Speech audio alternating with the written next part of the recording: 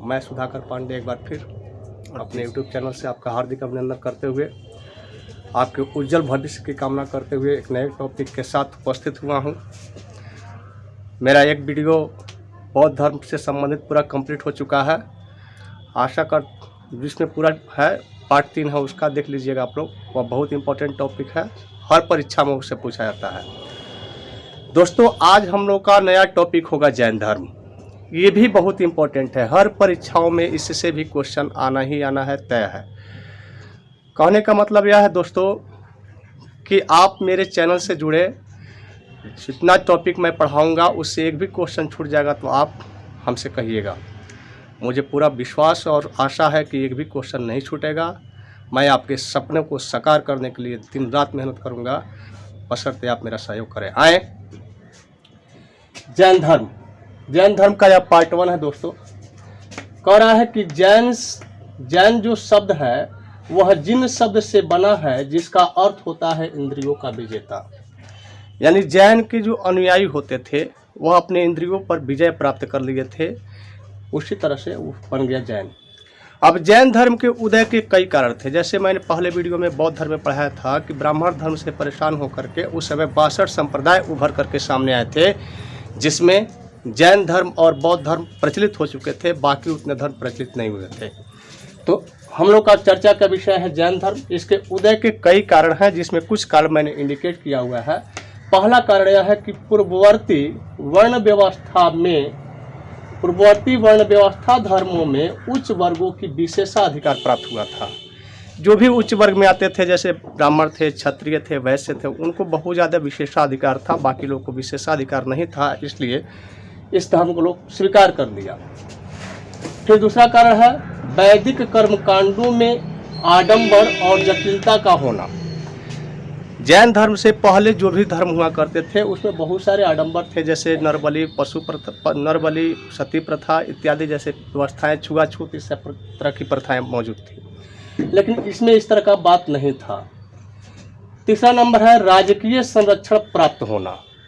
इसके उदय का मेन कारण यह था कि राजाओं का संरक्षण इसे प्राप्त हो गया। कुछ राजाओं को मैंने इंडिकेट किया है, जैसे उदयन हैं, चंद्रगुप्त मौर्य हैं, विंध्यराज हैं, कलिंग नरेश खारवेल हैं। यहाँ पर चंद्रगुप्त मौर्य को थोड़ा सा दोस्त थोड़ा देख लीजिएगा दोस्तों। चंद्रगुप्त मौर्य को थोड़ा सा देख लीजिएगा, क्योंकि चंद्रगुप्त मौर्य जो था संलेखन विधि से ही निर्माण प्राप्त किया था, जो जैन धर्म के अनुयायी हुआ करते थे। चौथा नंबर कारण है दोस्तों ब्राह्मणवादी व्यवस्था के प्रति अन्य वर्गों में असंतोष होना। यानी उस समय जो ब्राह्मणवादी व्यवस्था था, उस व्यवस्था से अन्य वर्गों में जैसे कृषक वर्ग, व्यापारी वर्ग, इनमें असंतोष हुआ करता था, इसलिए लोग इस धर्म को स्वीकार कर लिए। इत्यादि और भी बहुत सारे कारण हैं, इतना जो मेन कारण है मैंने यहाँ पे इंडिकेट किया हुआ है। अगला देखना है हम लोग को जैन धर्म से संबंधित कुछ शब्दावलियाँ पूछते हैं परीक्षा में। जैन धर्म से संबंधित कुछ शब्दावलियाँ आती हैं, उसको थोड़ा सा हम देख लें। जैसे पहला है तीर्थंकर। तो तीर्थंकर मतलब होता है अधिष्ठाता। जैन धर्म के जो अधिष्ठाता है उसको अधिष्ठाता न कहकर तीर्थंकर कहा जाता है। फिर है थेरा। थेरा का मतलब होता है उपदेशक। फिर आपका है अहर्त। अहर्त मतलब होता है पूज्य। फिर चौथा नंबर है निर्ग्रंथ, जिसका मतलब होता है बंधनहीन, यानी जो बंधनों से मुक्त हो गया। चौथा नंबर है कैवल्य, जिसका अर्थ होता है ज्ञान की प्राप्ति। पांचवा नंबर है संलेखन या संथारा। यहाँ पर मैंने जो चंद्रगुप्त मौर्य के बारे में चर्चा किया था, पांचवा नंबर है संलेखन या संथारा। यह एक ऐसी विधि है जिसमें उपवास या काया क्लेश विधि से अपने शरीर को त्यागा जाता है। तो ये कुछ इंपॉर्टेंट टॉपिक है जिसमें मैंने चर्चा किया। आगे इसमें नोट में देखेंगे। कह रहा है दोस्तों कि जैन धर्म में कुल 24 तीर्थंकर हुए थे। टोटल कितने? 24, जिसमें पहले तीर्थंकर जो थे ऋषभदेव, जिसे आदिनाथ के नाम से भी जाना जाता है, इसको ध्यान रखिएगा। पहले तीर्थंकर जो थे ऋषभदेव थे, जिसे आदिनाथ के नाम से भी जाना जाता है। उसके बाद आएंगे दोस्तों, कह रहा है कि जैन तीर्थंकरों की जीवनी या कह सकते हैं प्रारंभिक इतिहास की जानकारी। क्वेश्चन पूछेगा कि जैन तीर्थंकरों की जीवनी या जैन के प्रारंभिक इतिहास का परिचय वर्णन कहाँ से मिलता है, तो आंसर होगा दोस्तों भद्रबाहु द्वारा रचित पुस्तक कल्पसूत्र से। बहुत इंपॉर्टेंट है दोस्त, इसको थोड़ा सा ध्यान रखिएगा। क्वेश्चन डायरेक्ट पूछेगा कि भद्रबाहु ने किस पुस्तक की रचना किया था, तो आंसर आपका हो जाएगा कल्पसूत्र। तीसरा नंबर पॉइंट है जैन ग्रंथ भगवती सूत्र में।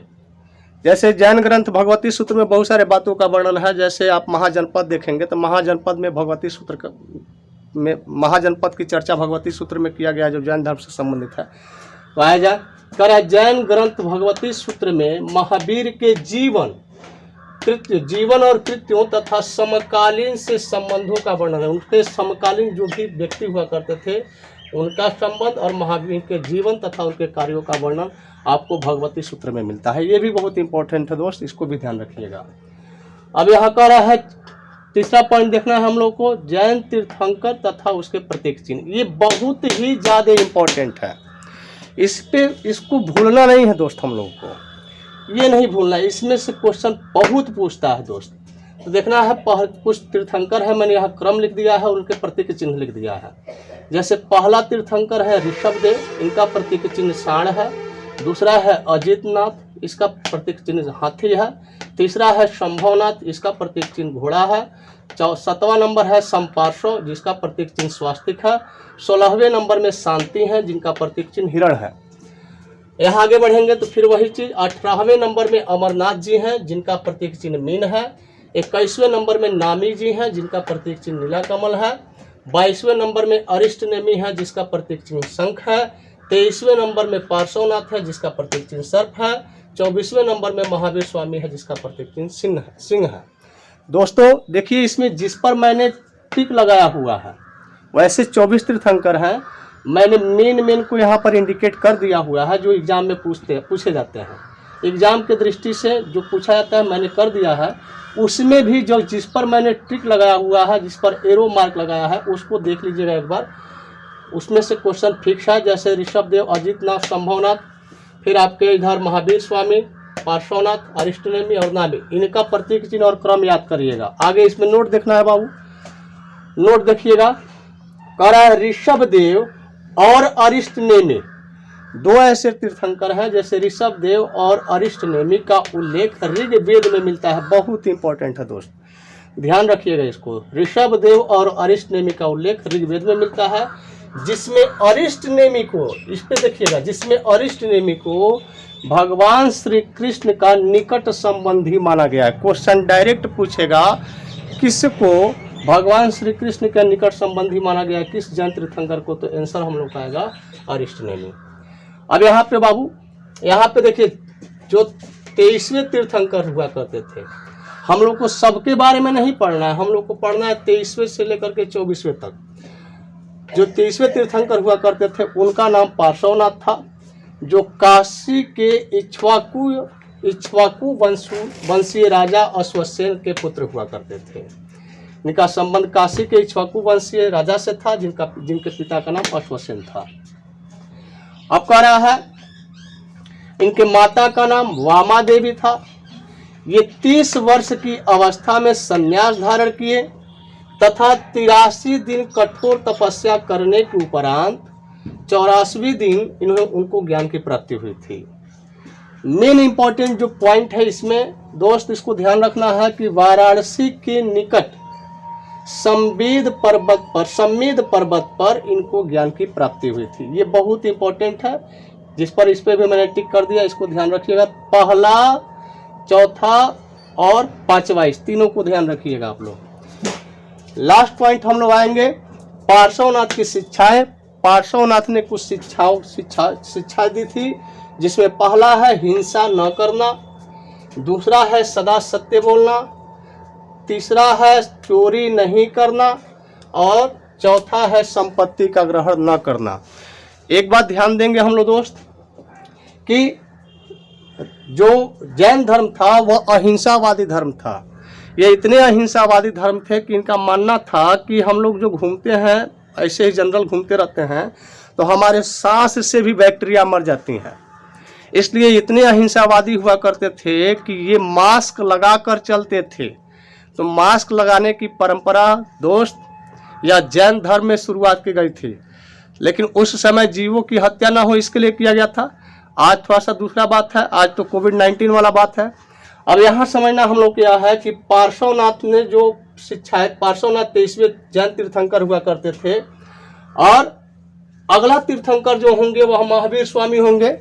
महावीर स्वामी के जितने भी अग्रज थे वे सभी पार्श्वनाथ के शिष्य हुआ करते थे, अनुयायी हुआ करते थे। इसलिए स्वाभाविक है कि महावीर भी इनके अनुयायी होंगे और जैन धर्म के प्रवर्तक बनेंगे। तो जैन धर्म में सबसे ज़्यादा जो इम्पोर्टेंट होगा वह होगा महावीर स्वामी जी, जिसका अगला वीडियो हम लोग बनाएंगे। तब तक के लिए लेते हैं विदा। जय हिंद, जय भारत। दोस्तों, अगर आपको यह वीडियो अच्छा लगे, उपयोगी लगे तो लाइक, शेयर और सब्सक्राइब करेंगे तथा मेरे उत्साह को बढ़ाएंगे। जय हिंद, जय भारत।